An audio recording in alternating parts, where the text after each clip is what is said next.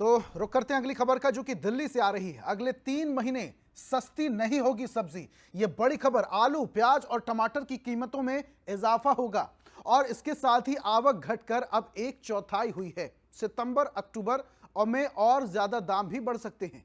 ज्यादातर सब्जी 60 रुपए किलो से ऊपर हो चुकी है। जब से बारिश का मौसम शुरू हुआ है, तब से सबसे ज्यादा असर आम इंसान की जेब पर पड़ रहा है।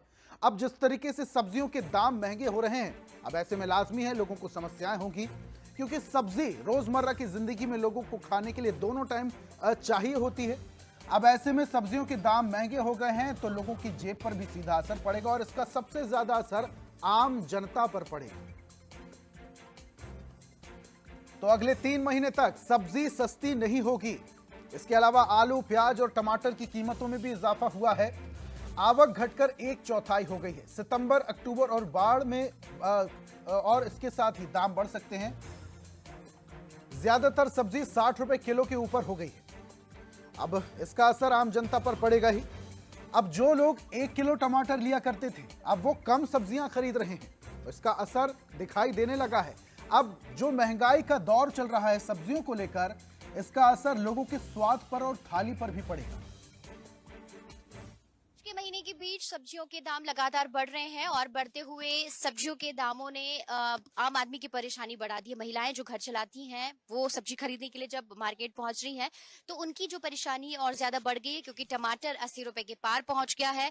तो जो ब्रोकली है वो 600 रुपए के पार 1 किलो मिल रही है। तो ऐसी में जब आम आदमी सब्जी खरीद रहा है तो उसको अपनी जो जेब है वो बहुत ज्यादा ढीली करनी पड़ रही है। मैम, सब्जियां लगातार महंगी हो रही हैं, राहत की अभी उम्मीद नहीं है। कितनी परेशानी गृहिणी होने के नाते, घर चलाने के नाते आपको हो रही है?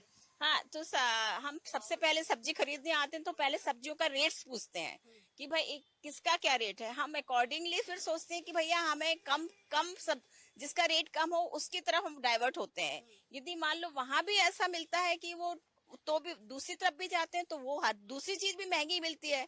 तो फिर ऐसे में हमको दिक्कत होती है कि भाई हम यहाँ पे एडजस्ट करें कि कहीं और पैसा अपना एडजस्ट करें।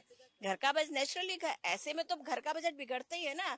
जहां हम सोचते हैं कि इस चीज में हमको इतना खर्च करना है और वहां पे हमको ज्यादा खर्च पड़ना है तो वहां कहीं और से हमको कटौती करनी पड़ती है। पहले कितना खर्च करते थे, आप कितना कर रहे हैं हर दिन का? कहाँ कर ही नहीं सकते ना। अब टमाटर चाहिए है, सैलेड में खाना है, सब्जियों में खाना है, टेस्ट भी चाहिए, तो फिर यहाँ कैसे कटौती कर सके। बिल्कुल, ये गृहिणी है जो ये कह रही है कि सब्जी हमारी बहुत जरूरत है और इसको कटौती नहीं कर सकते, भले कितनी ही इनकी दामों में इजाफा होते चले।